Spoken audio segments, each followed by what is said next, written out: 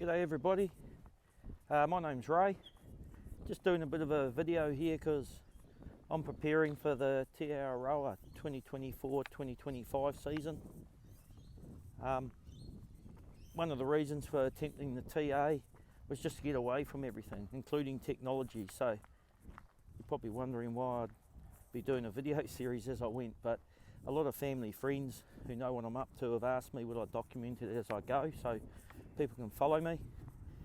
And I suppose 3 or 4 years ago where I started getting serious about this, I thought, gee, I wonder if I'll go and try the TA. I started watching other people who documented it as they went, and I got a lot of pleasure out of that, a lot of joy watching them, and also learnt a lot, which really helps me with my own planning. So there was 2 people who actually did it last year. There were 2 Australian ladies, Judy and Nikki, and their channel was Gnarly Adventures. And I'm just doing a training walk now. I'm actually going to go just to change it up a little bit to give me a bit of variety and do one of their training walks around a place called the Nogra Dam. Nikki was kind enough to reply quickly when I was asking her a couple of questions a week or so ago. So shout out to them if you want to watch somebody else who did it, who did a good video series. That's Gnarly Adventures. They did it last year, 2023-2024 season. I'm doing it 24-25 season. And there's another gentleman as well I'll give a shout out to, Kurt Fenton. He did it and videoed the whole way last year. He did it with a guy called Richie. I think Richie was from Wales, and his is called Freedom on the Trail. And I've probably peppered Kurt with more questions than anybody, and he's been really nice. He's replied to me straight away, always really happy to help me out. So shout out to Kurt and thanks for all your help. In terms of training, I think everybody's in a different position obviously. I've still got sort of commitments and some work commitments, and I'm trying to get everything in order before I go. And I'm not in my 20s, I'm in my 50s. I think, we're going to be on trail, 9 to 12 hours a day, carrying a heavy pack, and you can't really prepare yourself by training and doing 9 to 12 hours a day. We just don't have time. People in their 20s, I think, we all get fit on the trail, but people in their 20s can get away with a lot less.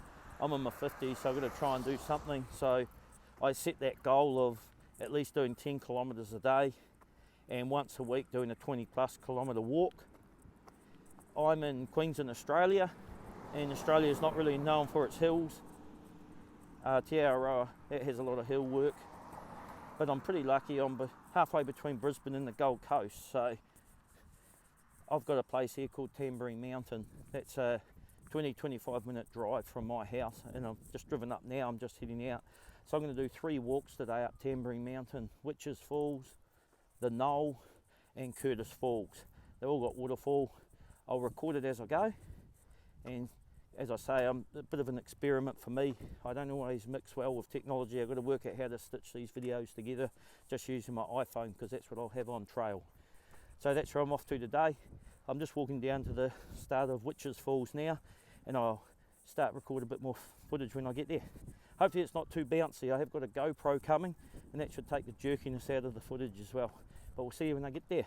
Bye. One thing I forgot to mention, just regarding packs. I started my training with 5 kilogram, and every week I've been throwing in 2 600ml bottles of water, so an extra 1.2 kilogram every week. I'm expecting my pack weight will be around 15 kilogram when I start each section, so I'm not going ultra light, somewhere in between. A few comforts for me as an older hiker. And road walking. I know a lot of people, especially those hard surfaces, you got that hard sand the first sort of 3-4 days going down 90 Mile Beach, and then there's a bit of road walking as we go as well. A lot of people get bad blistering and sore legs and stuff from the hard surfaces. So every walk I do up here, I link all the walks by doing the road walks between them. And I've done that intentionally just to try and get my body used to those hard surfaces. We'll see you. So there we go, just starting Witches Falls section now. I'm obviously first one on the trail today because I've just got a face full of cobwebs. I'll show you the next interesting bit. See ya.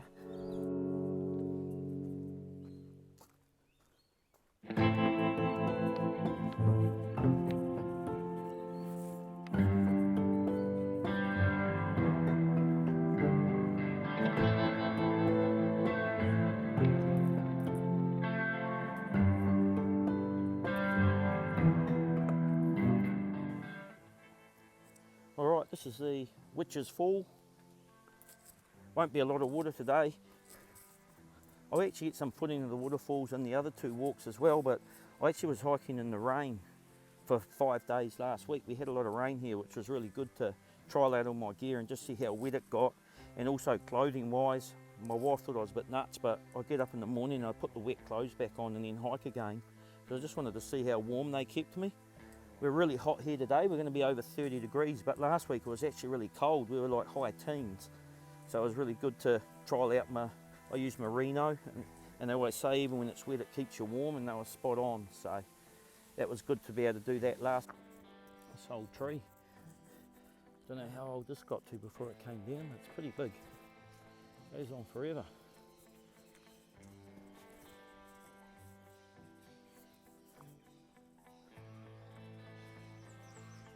Still going. Shows how high these trees are in here. It's pretty amazing. Be interesting to get into the kauri forest in the top of the North Island after 90 Mile Beach, because I've heard the trees there are pretty impressive as well.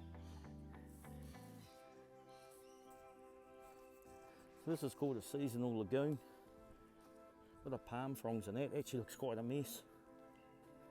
But that's nature. You see all the palm trees in the background here. But when you come here, there's a lot of frog life in that here, so I'll try and remember when I go around. I'm not a big sign reader, but I'll always try and get the signs so you can pause it and read them if you want. And that's for people like my mum. Go hiking as a family sometimes, and we always take off and get a bit further down the trail and realise my mum's not with us. And you go back and she's always there reading the signs all the time. So that's for people like mum. You can pause the video and read it. So just at the top now, I entered this track at the northern entrance. Probably a bit hard to see through all the trees, and it's pretty foggy today, but yeah, you can see right out to the Sunshine Coast and all the glass mountains and things like that out there. And this was actually I think the first national park in Queensland, where I am now. So keep on heading down. If you ever come here, you can go a little bit further down the road here, and quite often you'll see people in those parasailers. They just jump off it's a bit of an exposed escarpment down there, and they jump off and do their parasailing. So it's a pretty good little spot, Tamborine Mountain. Sometimes gets missed. It is pretty busy at times, but a lot of people miss it too and just focus on the Gold Coast, and they miss out on this place. It's a beautiful little spot. So if you come up here, make sure you come up Tamborine Mountain and have a good look. A lot of wineries and that up here as well, and glowworm caves. Glowworms are pretty cool if you've got young kids.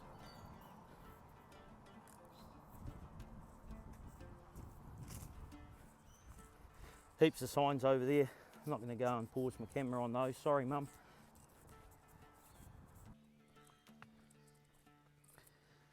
A lot of switchbacks coming down here.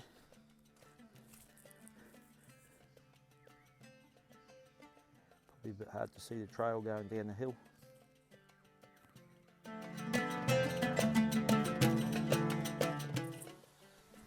Just heading back now. This is actually the little creek above that Witch's Falls that I showed you earlier in the clips.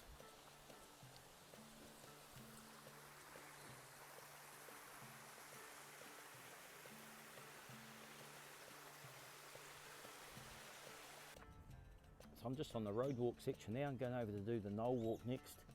It's an old theatre there. I think they do movies there, movies on the mountain, and do little shows in that as well. And they actually call the main street Main Street, so whoever set up Tamborine Mountain originally are very practical. And there's a place called the Gallery. Everybody seems to go to the Gallery, but there's some nice little places just down Main Street as well, so less busy. I quite like it going down Main Street, so if you ever come up here, come have a look down Main Street at the same time. These little places are pretty popular. They're open all weekend, so it's Monday today, so they're closed, but if you're into arty sort of stuff, you can come up here and do pottery classes and things like that.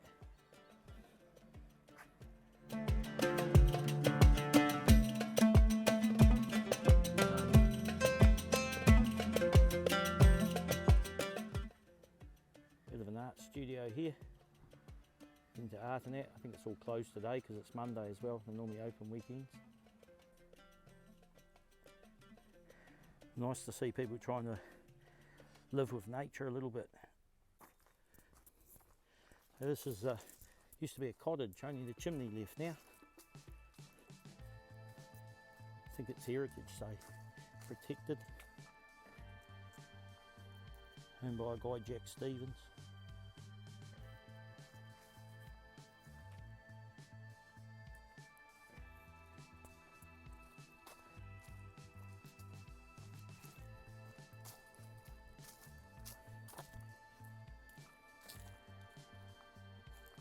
That's what it used to look like. Okay, so this is the knoll section now, the second walk I'm going to do. It's, yeah, quite a nice picnic area and a bit of a lookout. I'll show you in a minute further around. This is a waterfall we're going to. We don't get that view of it. They must have taken that photo with a drone. There's the wildlife here, and that's pretty good. There's these little wallaby looking things. I'm not sure what they're called, but man, trying to get one of them on camera. They're pretty quick. Pretty shy. You get bush turkeys and that pretty easy. And these little birds, the noise they make's really good. Beautiful noise. This is the rest of the picnic area. This is a lookout. Unfortunately, it's they're doing a few controlled burn-offs at the moment. It's pretty foggy, so you don't get much of a view today. That looks out over Sunshine Coast.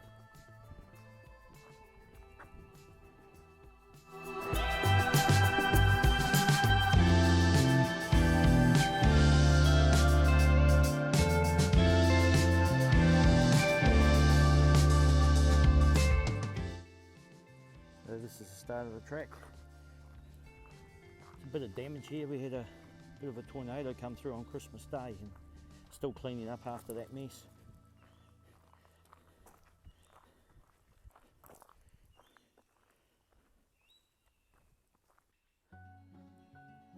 Bit of a dead tree, probably got hit by lightning.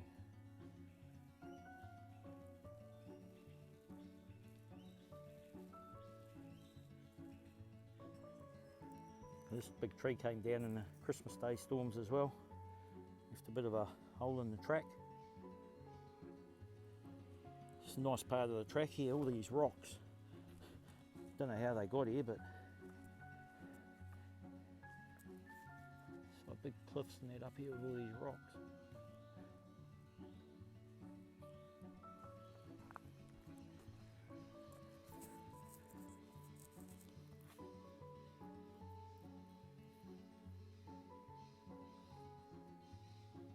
I don't know if you can hear all those lorikeets in the background.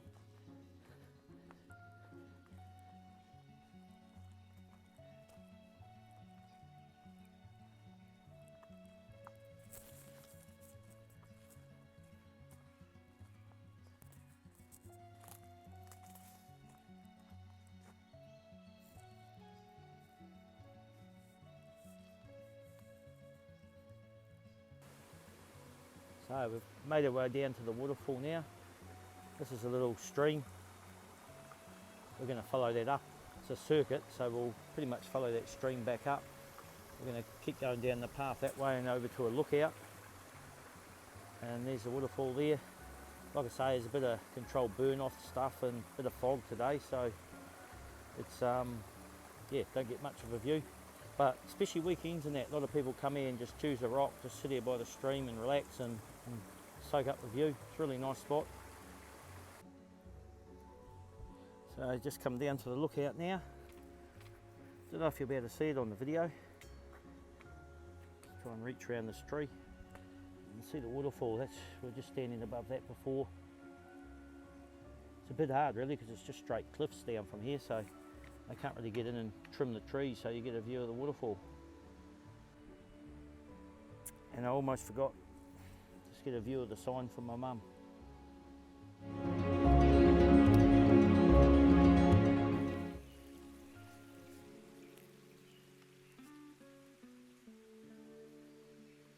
we're just following our little creek up. This is a little tributary.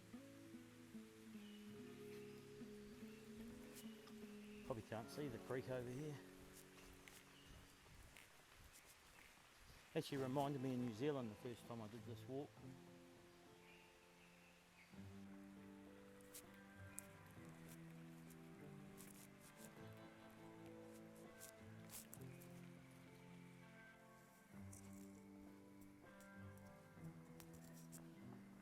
Bit of a concrete bridge over the creek.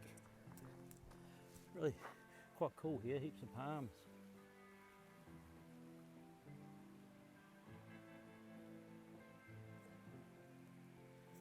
It's really good when we're down the bottom of the mountain and you get really hot days when it gets over 40 degrees.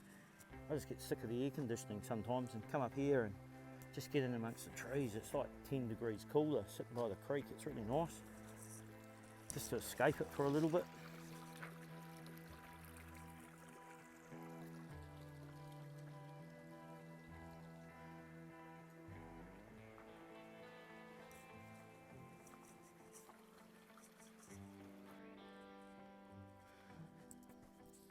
Few stairs. So almost done on the knoll. I'll have a bit of a road walk then to get to the next one, which is Curtis Falls. And I think that's actually the nicest waterfall of all the walks up here. Pretty popular. I was here on the weekend actually doing this walk in Curtis Falls, and man, it was really crowded. It's nice. I've had this whole track to myself today, but when I did it on Saturday, a couple of days ago, heaps of people wanted to stop, have a chat. It was really nice seeing people out and about. But I'll see you as I get down to Curtis Falls. This place looks pretty cool.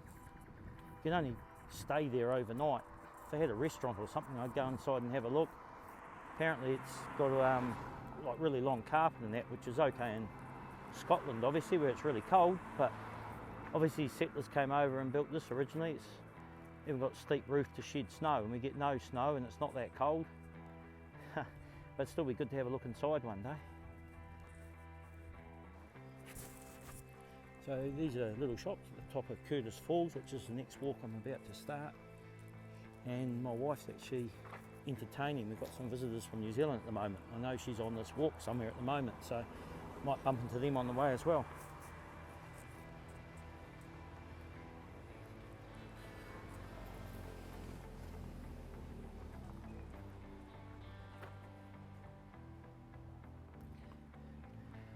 And that's the waterfall we're going to, and we actually get that view of it too, so it's pretty nice.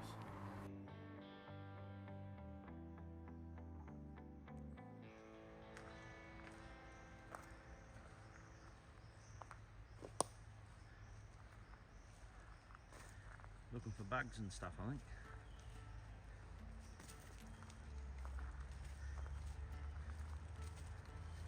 Pretty tame.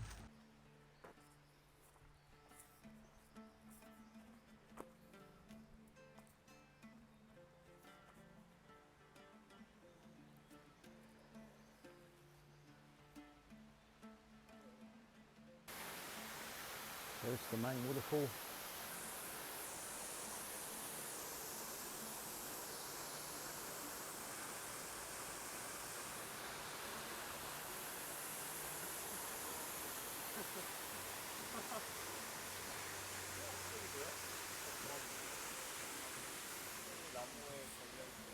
I'll put some footage up when I was up here last week in the rain, and so you can see the difference when it's raining to today.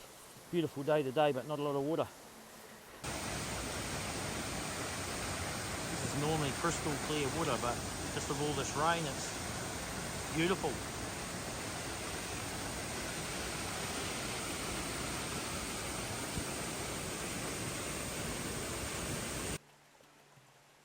So we're going to cross this 3 times.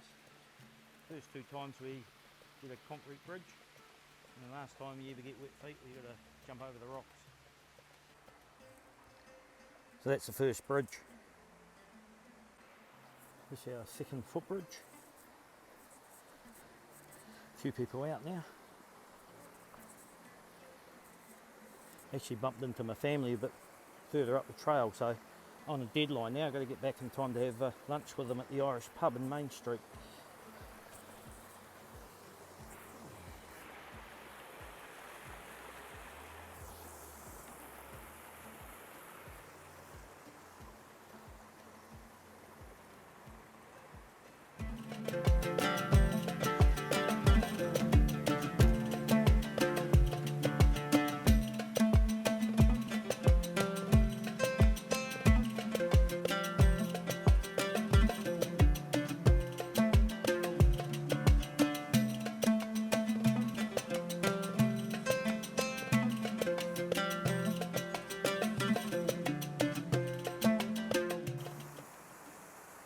pretty popular sometimes. People come down here swimming.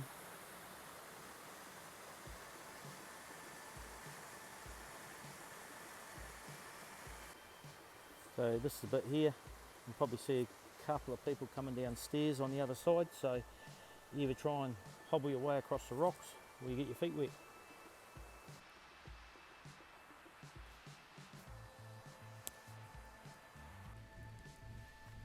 So the stairs back up, almost there now. Then just that last road walk back past that Scottish manor back to the car. So hopefully you enjoyed it. And I think I mentioned before, I'll try and do a gear video as well, so people can see my choices. It might help people. Some people don't start till November, so they might still be scratching their head trying to make their choice decisions, and I've been through a fair bit of that, so if I can help other people, happy to do so. See you next time. Bye.